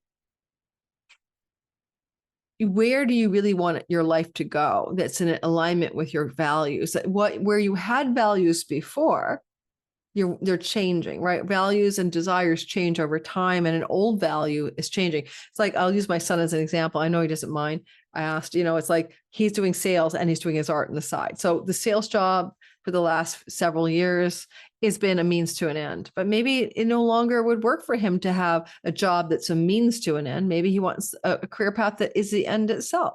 And with Jupiter in the 9th, for some Scorpios, there may be a call to educate, go back to school, to move your home to another country, to change your path, to be in alignment with your dharma, your truer calling, even including things to do with publications, teaching, traveling. There's a lot going on here, shifting your values to be in alignment with purpose. And as I said with other signs, Venus has some dominion over other parts of the house, a sky, I mean. And so, she owns or rules or has domicile power over your house of relationship to significant marriage partners and clients and audience and marketplace. And some of that may be shifting. And you also could connect to the 12th house. Do you need more alone time? Is she telling you to find your creative downtime in the alone time space? Maybe you've abandoned your inner creative downtime and alone time, because she does rule that 12th house, which makes a lot of Scorpios really good at doing, like, I'm all by myself in my recording studio, or I used to develop film, black and white film. I was addicted to it in university. I was like, Friday nights, everyone's partying, I'm in the black and white film developing lab. But that would be Scorpios. You could spend a lot of time in your downtime creatively with Venus's rulership of your 12th, and that she may call you back in that direction, because maybe you've forgotten something. Shift your perception. The air guardian. Let's take a look at that. All right. So, well, let's see what perception is shifting. Air Guardian. Oh, yes, I have to go through the table of contents, guys. Yes, Air Guardian, Air Guardian, Air Guardian. I need to get done with you guys. I need to run out and get food for dinner. I cook all my own meals, but I mean, go get the groceries. 92. 92. I had to stop I had to patch this together on iMovie. For some reason, it just stopped. Okay, I was going to talk about Netanyahu's intestines. Skip that. You don't need to hear about it. The Air Guardian, shift your perception. Oh my God, I hate starting over. Like, I have to put iMovie, I have to staple it together, I have to upload it. It's a longer file. It's something I can do. It's life. It just did it to me. Number 92. Are you guys ready? So how can you shift your perception for greater success by letting go of something, a value, a long-range plan, a career gain, and the perceptual shift? Oh, I am not going to do this again, Air Guardian, where I have to look in the table of contents. This deck is going to be retired out of regular use for this channel because it takes time, and time is of the essence, whatever that means. All right. Change the way you think and you will change your whole reality. All right. So angels are coming to help you see the way more clearly. They're guiding you to change the way you think about certain situations. And this could be standing between you and greatness. I often talk about the 11th house as a wish fulfillment house. I often tell people when there's major transits there to do a vision board because it represents your wish fulfillment. That's why windfalls and pennies from heaven land here. Fairy godfathers are here. Jupiter, the gift giver, has his joy here. So really reflect on what your real wishes for your life are. And that goes back to aligning with purpose and dharma. All right, moving on to the next sign.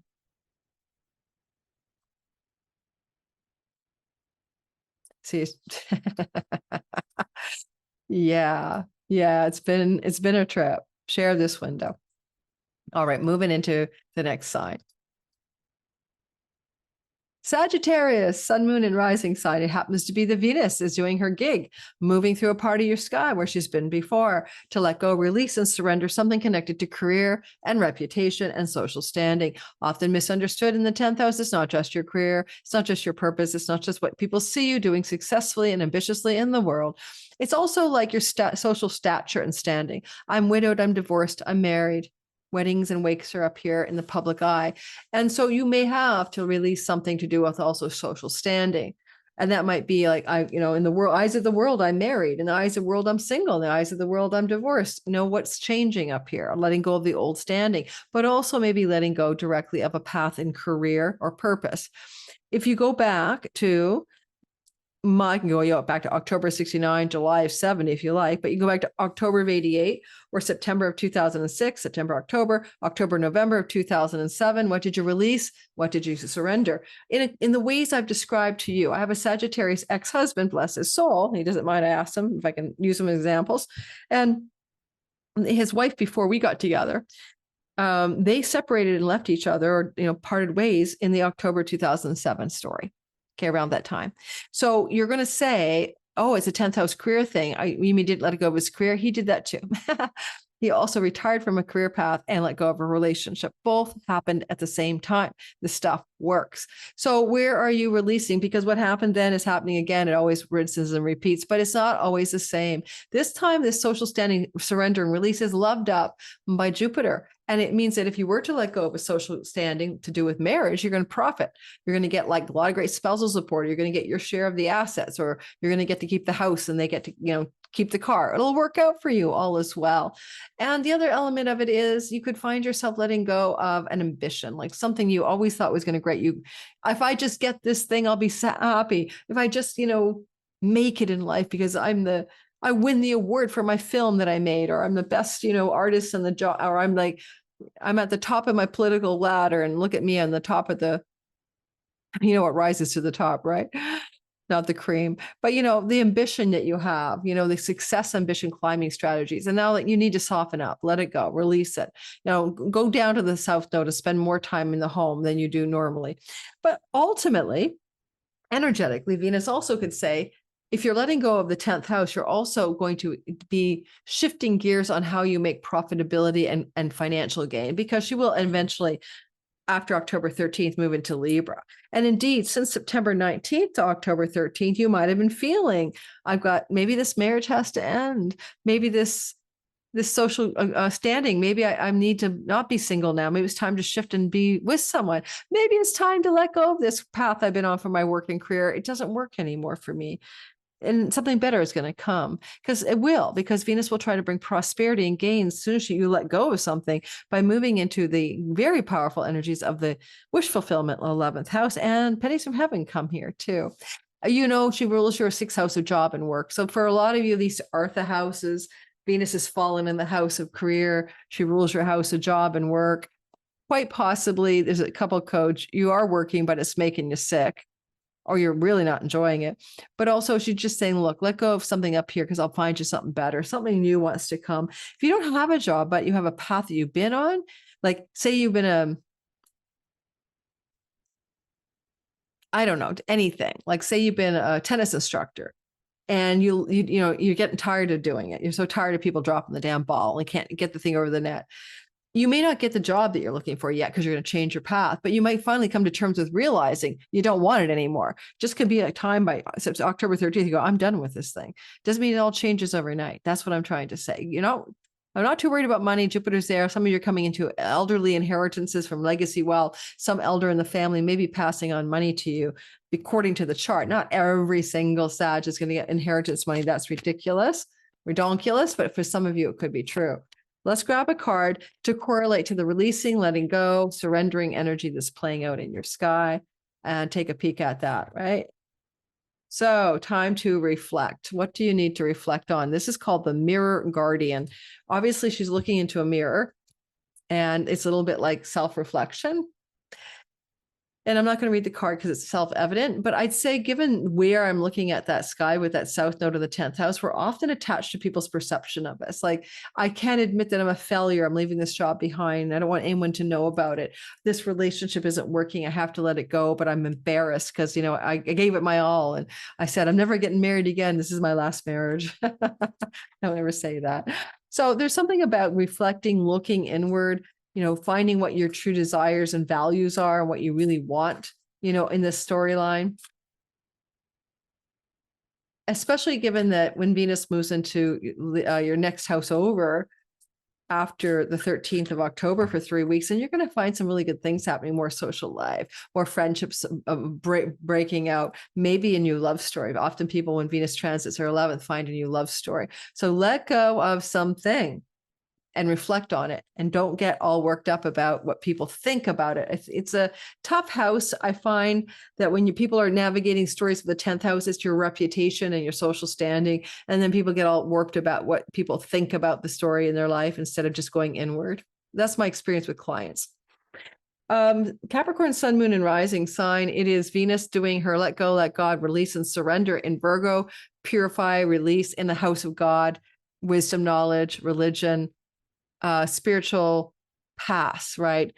It's not the enlightenment house. Those are houses 12, 4, and 8, but it's the paths to enlightenment. It's the directions and the operating manuals for enlightenment. Now, the letting go is often a sign that you could let go of any paths that you've been trying to, you know, use as a, you know, they call it the pathless path in awakening, because something about the path itself has become the obstacle, right?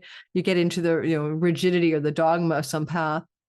The other energy is Venus can represent female energy, and South Node can represent spiritual energy. So a female spiritual mentor, guide, or teacher here. Virgo is the place where Venus is pure because she's virginal and kind of like in the Virgo energy. She's more like the sacred priestess of the temple rites, and she's just as likely to do sacred initiations that Mary Magdalene might have done to do with sacred tantric sexuality. And if you've been wanting to explore that, then that could also point you in that direction, just saying, okay? In the meantime, if you have like something going on to do with academia and higher education, you might want to let that go. Maybe this isn't the right professor, university, or teaching, that kind of thing. Third marriages belong to the 9th house. You might want to let go of a third marriage relationship, surrender, release, and it doesn't have to be legal. I mean, living together, committed, long-term love, surrender, release. Now, this has been activated since September 19th to October 13th in general, but it gets epicenter October 4th, and like a real hits the nail on the head, right? You might compare notes to like fall of 88, October of 1988, and what you were releasing then to do with these more spiritual themes, including academia, universities. Some of you probably at the age where in 88, you might have been going to school and you dropped out, or you surrendered or released something. You changed your major. September of 2006, like late to September, mid-September to early October, lots going on there. Same story was playing out. And this is a house of foreign people. So love affairs with foreign women or foreign people, or foreign love affairs. October 2000, foreign from the place of birth. They were born in another country than you. October 2007 through to November, again, was there a foreign love affair that was karmic or destined, or did you let go of one? Those are possibilities. Now, this time, Jupiter is helping, and he's helping from the house of committed long-term love. And so he's bringing you great blessings. If you're in a relationship, your partner is getting the blessings. Jupiter transiting through anyone's seventh house can bring guru, spiritual guide, teacher. And this could just be fortifying that this could be a spiritual path through a spiritual teacher for you, or a new spiritual teaching.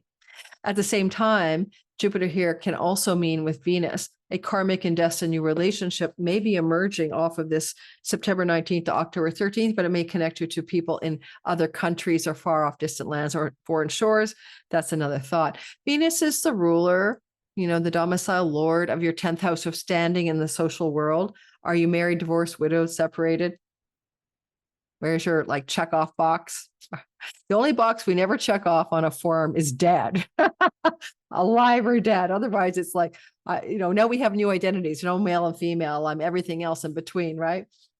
I'm a Vim Ve Ver, but I'm just laughing at that one. But these boxes that we check off social public standings in the world for people to understand who we are, that is, other than dead, all of those are in your 10th house. And because Venus is the ruler of it, you may be changing, letting go of one standing, like I'm single, now I'm not, I'm married, now I'm not. That could shift as well. And it's in a shift turning September 19th, October 13th. And Venus is a ruler of course, another part of your sky as well, which is Taurus. And that's sexual and love and romantic love. This can also bring a soulmate grandchild into your life. If one of your children is about to have a baby, and you'll see evidence of that by October 13th, perhaps, but also can bring a very interesting sacred temple, prostitute, spiritual love story into your life. For any Capricorns looking for that, that would be there. If you're in the middle of a separation or divorce, because Jupiter can sometimes kick that into gear in the 7th, this would just be legal processes going through, and you need to surrender to the legal story. Let it go. Don't kick up a fuss. Surrender to the legal separation agreements or whatever is going on and let it happen. Because otherwise you're just getting all turned inside out over nothing. Oh my God, I think I need water. Forget food. For those of you who don't like me eating during my videos, because I'm apparently losing my mind if I'm not full belly. Oh my God, that's a beautiful card. Okay, wait, let me stop the recording. I'll be right back. I just need water. The card you got is Lady. Isn't there a song called Lady? You know what I mean? An old timey song. Okay. Enjoy growth and reap rewards. Now, I will say one thing about it. This lady's holding an apple, and the core of the apple is the head, the arms, and the feet. It also represents the 5 senses. It's humanity embodied and embedding the 5 senses. And of course, apples are Eden, and apples are the lovers in the tarot because of the Adam and Eve archetype. So I'm just on a very practical level, I'm going to tell you, some of you are getting into a very karmic love relationship or letting go of an old one that's no longer true, and enjoy growth and reap rewards. Now,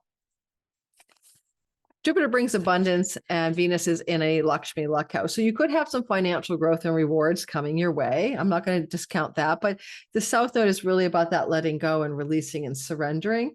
And I'm enjoying growth and reaping rewards. Yes.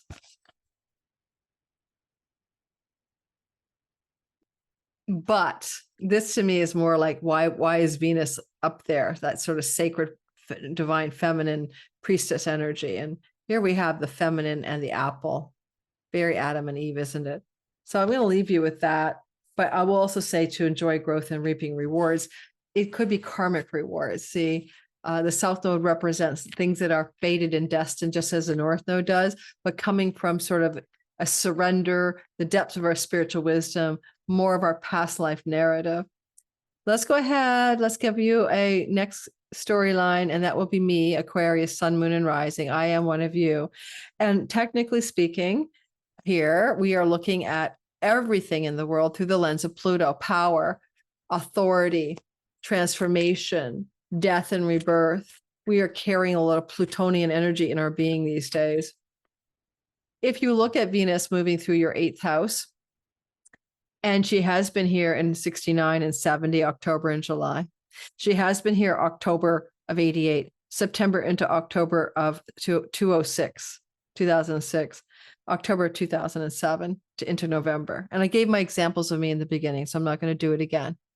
This is where we had to release, let go, and surrender. I have an Aquarius Sun friend who in October of 2006 let go of a significant 2-year love relationship, for example. So it, works for Sun, Moon, and Rising. This is a part of the chart, though, the 8th house, that is very deeply karmatic. And Venus is still always going to mean romantic love and friendship. And there may be things to do with deeply karmatic relationships that are being surrendered. And since September 19th, October 13th, as she entered in here, the clarity of that surrender may be apparent to you.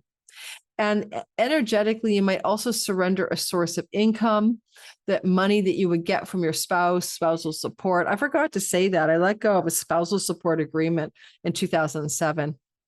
It wouldn't even be legal today. I wrote it off so I could get out of a situation without a fight.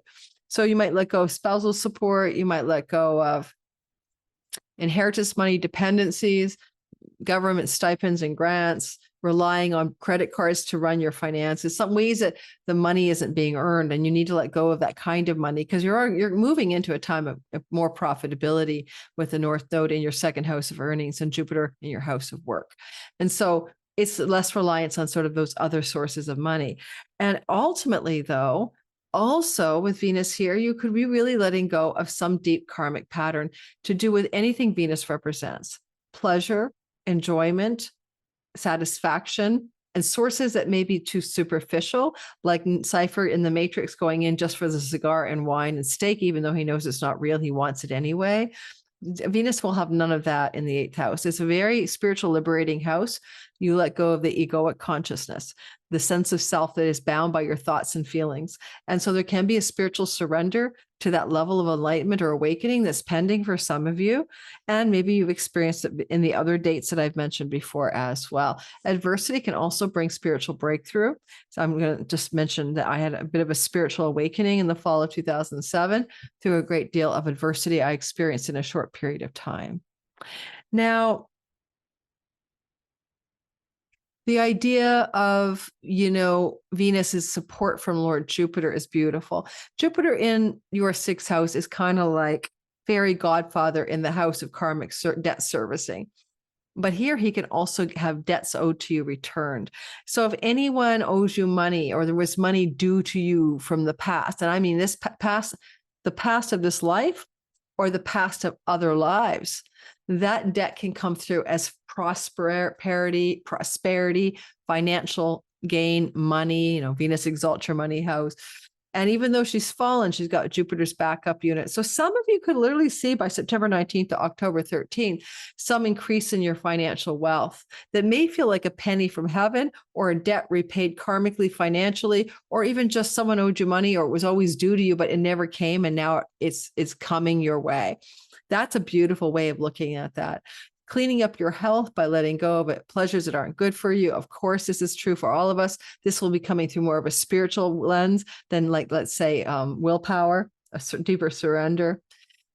I think that with the way Venus's rulership of your 9th house sits, October 13th, at about 3 weeks, she really lights up your 9th house, bringing you into a time of more spiritual wisdom and more spiritual dedicated path, but also potentially more wealth, because wealth is accrued by Venus's Lakshmi to 9th house transit.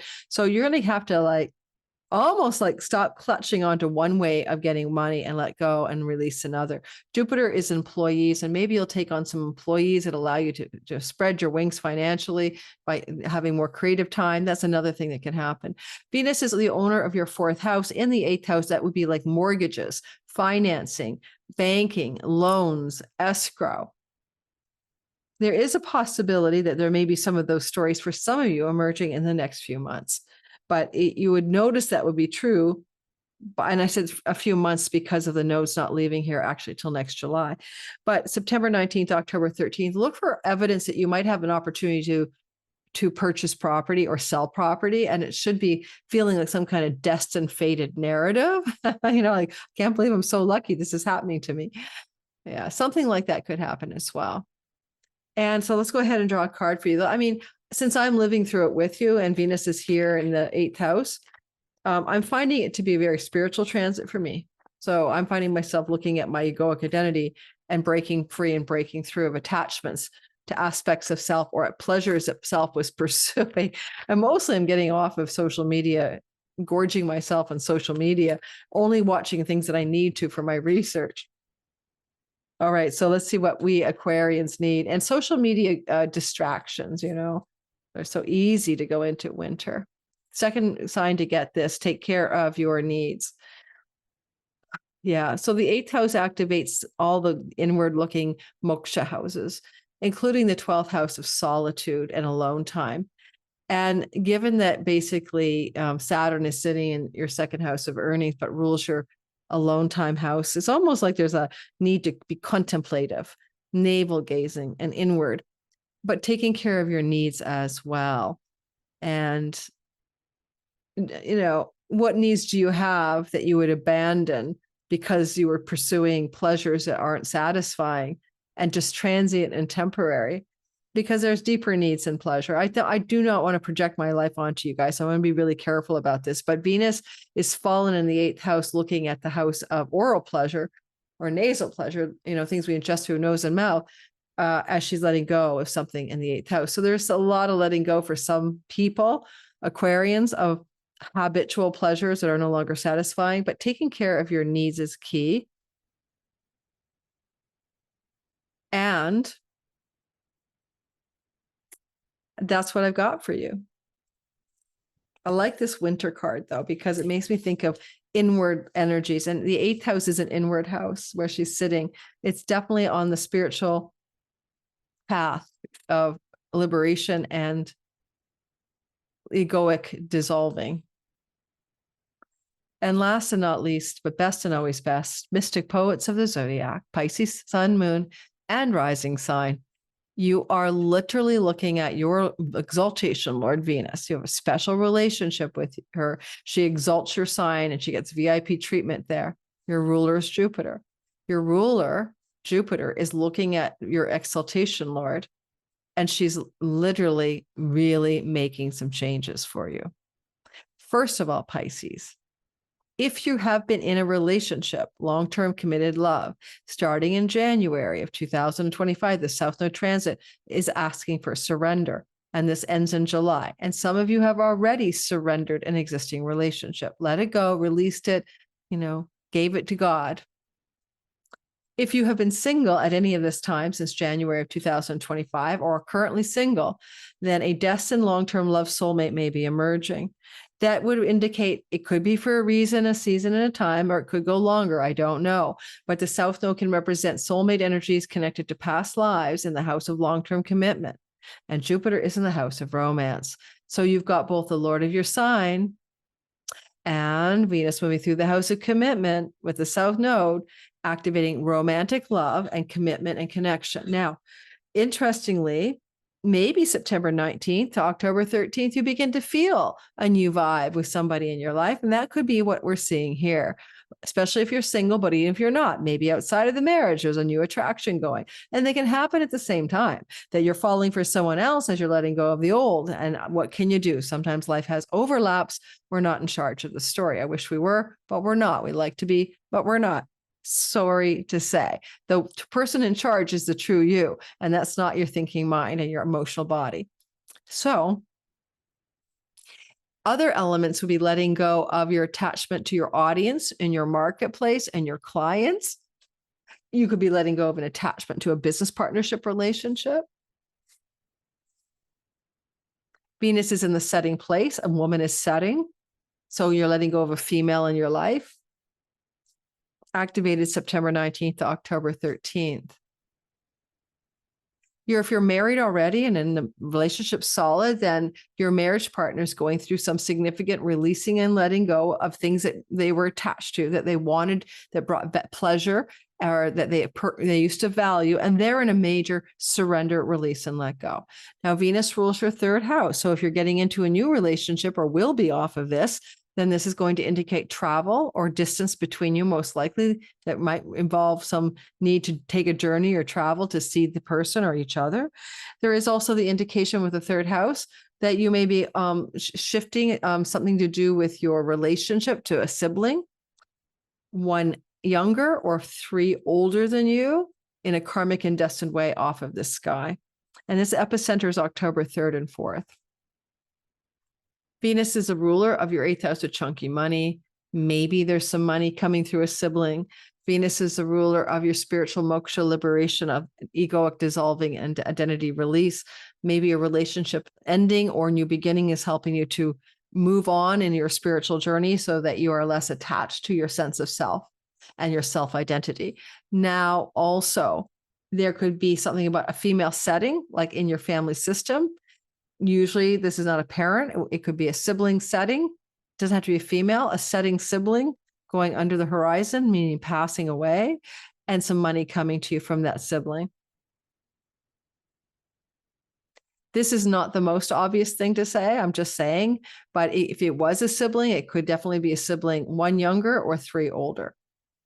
Now, the other energy going on here, three older, like you're the fourth born. Okay, so I hope that makes sense to you.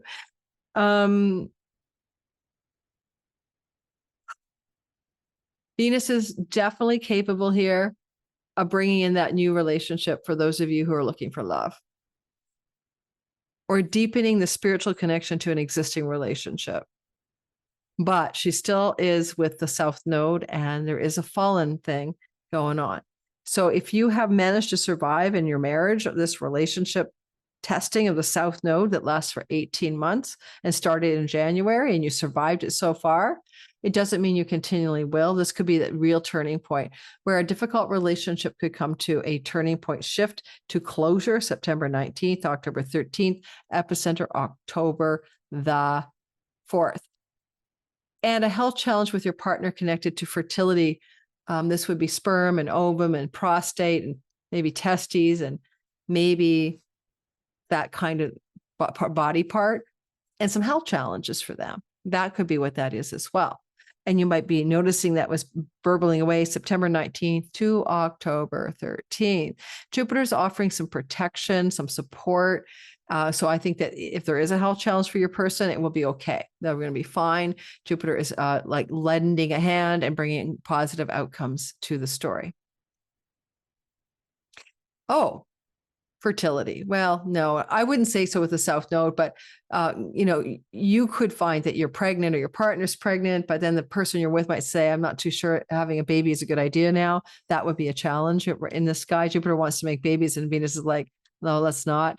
So there's something maybe for some younger Pisces that might encounter that story. So I'm going to draw you a card from the Oracle deck of Kyle Gray, Ancestors and Angels. And then we're going to go ahead and do an outro. I forgot I should introduce there's an outro at the beginning of every video. So some people who are new don't know that I do an outro. So I'll start doing that.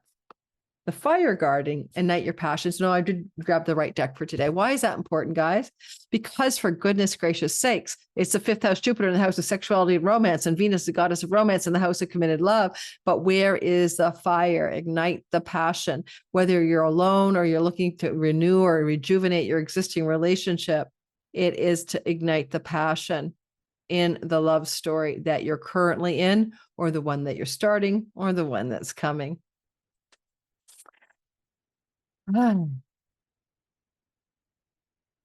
Oh, I almost ended the meeting. I wanted to give you guys a little outro. So I'm a synchronicity junkie. And so yesterday I bought these flowers, and then one of the flowers fell off, by the way, so it's over on my mantle. And they're yellow. I had a lot of colors to choose from, and I decided to choose yellow. And it's interesting because this morning I was playing with one of my favorite decks. It's an alchemical deck by Kim Krans for spiritual enlightenment stuff. And I drew the card, the yellowing. And the yellowing is the process that happens after this white one, the whitening. And the whitening is like calcification, and you're stuck and you're like you're petrified, like you're calcinated. You're not going anywhere in your spiritual journey. And then following the whitening comes the yellowing. So I seem to be in the yellowing, and it's funny because I have yellow pillows on my sofa, yellow flowers, get some yellow in my painting. I've been really drawn to yellow lately in the last few months because I felt like my spiritual journey had calcified and gotten rigid and stuck, and I need to break up the stagnation, I guess. So anyway, there's more. So pay attention to these things that happen, because not only do I get the yellow flowers, and then later that day or this morning, I draw the yellowing card. So yesterday, the flowers, today, the yellowing card. But I went to my chiropractor this morning, and I get into her like cubicle. She has 3 cubicles, and the one I get into has a yellow flower dangling down, like it's not a real flower. And I hadn't seen it there before, but there's 3 cubicles to choose from. It's a fake flower dangling down the cubicle because she has this kind of like beautiful batik of a forest. And she dangled a yellow flower into the cubicle to make it prettier. And so that was my 3rd yellowing today. So I have yellowing. I'm watching my yellowing happen. And for the Aries, I drew the sun card today, which is more yellow. Second little synchronicity I'm loving is that I might be hiring this lovely man from Romania to help me with all my social media. He'll be covering it all. He'll be like my right-hand sidekick and redistributing my content to other platforms and helping me out with a bunch of stuff. And I didn't know he was from Romania. I had no idea where he was from. And it's funny because all my social media people are Bulgarian, Romanian, whatever. My video editor guy, stuff for my shorts, and Bulgarian, and he's Romanian. And then last night I dreamt of Krasi Atazio and Astrolada, Lada Doncheva. And I think Lada Doncheva is Bulgarian. Correct me if I'm wrong, but she's from one of those really exotic places like Romania. And I think Krasi might be Romanian. But I seem to be attracting Bulgarian and Romanian helpers. And so I dreamt about the combination. In the dream, I was dropping the ball and trying to keep up, but dropping the ball and couldn't keep up with my astrology. And I was saying to, Krasi and Astrolada, I'm so sorry. I meant to have you on the channel, but I forgot to follow through and I didn't book you. But then I was in the room and you weren't there. And the overwhelming feeling was I couldn't keep up with my astrology and my obligations. And yet the 2 people I'm talking to, Romania, Bulgaria, and this guy gets on the call this morning, and I like recognize an accent. I go, where are you from? Yeah, Bulgarian originally, doesn't live there right now, but it's really cool. So that's a synchron. I told him that's a sign for me, but I'm waiting for 2 more synchronicities to hire him. And I'm Aquarius rising, and Jupiter's in my 6th house of employees, which means to expand your employees behind my time stamping sister, my video guy, and my thumbnail guy. It's time to open up more help in my life. So that's just, and the reason I'm telling you, it's not all about me, but I'm telling you stories about how I operate, how I look for signs and symbols and synchronicities to figure out what I'm doing in my life. And that's how it works for me. Hopefully you guys can adopt a similar way of going in life. Sometimes I do things like this. It's a sidebar, but I got this pen at the local bookstore the other day. It says lucky. Okay. And it might be flipping it lucky. Anyway. And I like this pen. I carry it with me in my purse when I'm taking notes, writing in coffee shops, the stuff. Upside down. Because we get visual cues, and we have a pen that's green, which is, a prosperity color. And every day we're writing and it says lucky, it tells your subconscious mind you must be lucky. And this is a week where all of us Aquariuses could win the lottery. So why did I say that to you guys anyway? What's going on with that? No, it's because it's from the Aries rising, I guess. There's something going on that I'm definitely down to win the lottery this week. I can't remember why I said that. But so if you just want to take something simple as your pen, all my passwords that I use on my computer and everything else are never the same. I never use those autofills because I use words that inspire me, like passwords, like I'm so lucky I could laugh or something, 888 910 12 or something. And I get to type that up every time. I'm so lucky. So it's like using language codes as magic, and our words are magic. Our words are magic. And we code our life by what we say and what we think and what we write. We just don't realize we're doing it all of the time. And I had the experience of recognizing that. I said to myself, I need to hire a social media beast. It covers all my platforms. I don't do anything. I don't have time. And I was thinking about that 2 weeks ago. And then within that time frame, this fellow approached me by email, and here we are today. So there you go. Stories upon stories upon stories. Like, subscribe, hit the notification bell. Recording from my Patreon community gets early access ad-free on September the 30th. For as mere $7 a month, you can get up to one Zoom meeting with me, lots of classes, lots of freebies, lots of perks, whatever. And for a little bit more, you get more. And by, whatever, $50 a month, you're in the swing with me. That's it. $20 a month is my highest tier. You always subscribe and leave, by the way. So the only people who get readings with me are my Patreon community. I've stopped offering them to the public. It's a perk for being in my Patreon community, but I don't do that many readings. So not everybody in my Patreon community will get a reading with me. It's impossible. But I offer it to my Patreon community first. And we've been doing lotteries for readings instead of just first come, first serve for all time zones. So when I do readings, and I have some in November, December with my Patreon community, they get a chance to have a session. It's the only way I can do it. It's the only fair way. And so the general public, I don't have time to open it up, because I'm busy doing other projects. Okay. Take care, everybody. See you soon. Ciao, ciao. Oh, I didn't want to share the window. I don't want to share. I'm just trying to exit the meeting. Help.